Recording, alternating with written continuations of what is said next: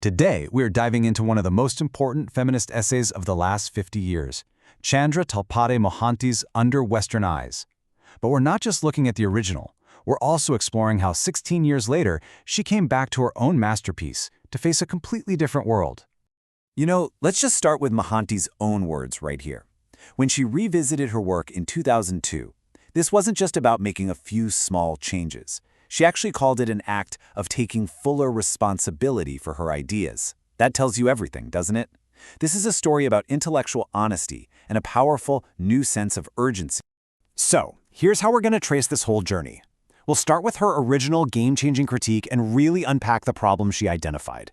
Then, we'll jump forward 16 years to see what changed, how her focus shifted to capitalism, and the amazing new method she came up with for seeing the world. And finally, we'll get to her ultimate vision, a feminism without borders. All right, first things first, let's rewind to 1986. When Under Western Eyes first came out, it landed like an absolute bombshell in feminist studies.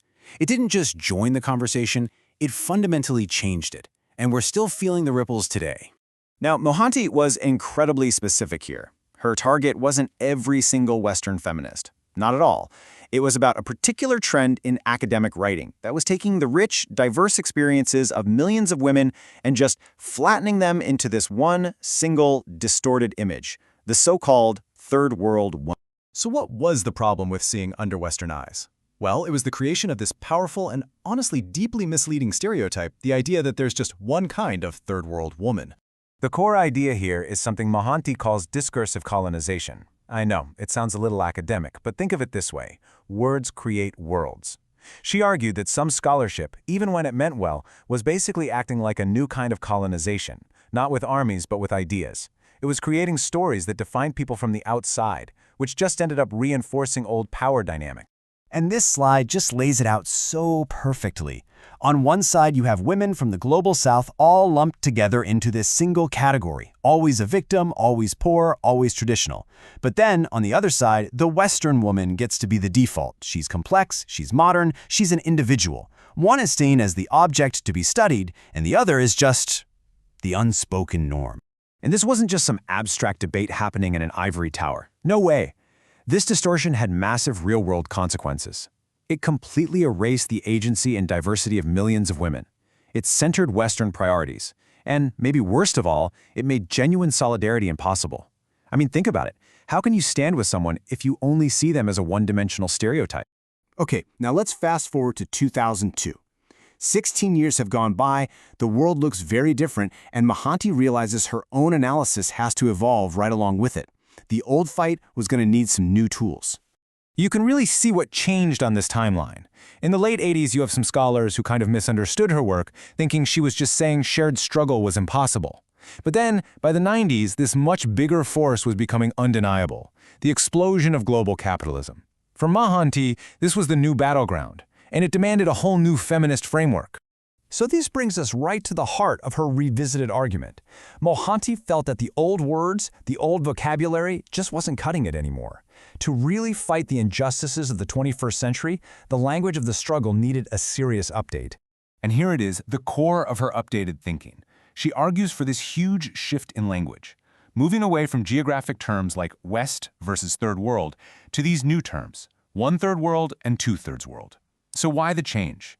Well, she realized the real dividing line isn't what country you live in, it's your relationship to global power and wealth. The old map just wasn't useful anymore. Let's break that down. The one-third world isn't a place on a map. It's the global minority of people who benefit from the system. Think a CEO in Mumbai or a banker in New York.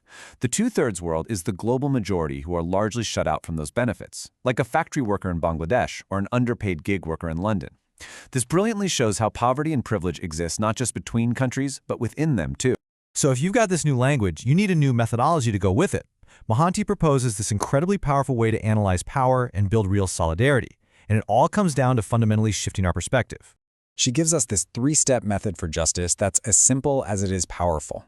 Step 1. Anchor your analysis. Start from the real lived experiences of the most marginalized people. Step 2. From their perspective, read up. Look up the ladder of power and analyze how decisions made at the top crash down on those at the bottom. And step 3. Envision. Mohanty says this view from the margins doesn't just show you what's broken. It gives you the clearest, most expansive vision of what true justice could actually look like. And look, this isn't just theory. Let's see how this works in the real world with an amazing example, the work of activist Vandana Shiva on what she calls biopiracy. So Shiva starts her analysis with the indigenous knowledge of peasant women in India who have used plants like the neem tree for centuries. That's her anchor. Then she reads up the power structure to show how big corporations, backed by the World Trade Organization, are patenting this ancient knowledge, basically stealing a shared cultural resource for private profit. She calls it a replay of colonialism, and when you look at it from that perspective, yeah, it's pretty hard to argue. Now, this way of thinking also completely changes how we should teach and learn. Mohanty is really critical of what she calls the feminist as tourist model.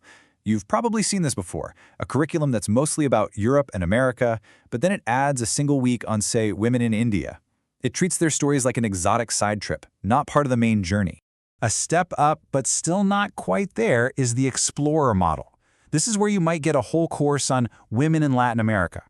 The problem is, it's often taught like it's happening on another planet, in a totally separate reality that has nothing to do with us.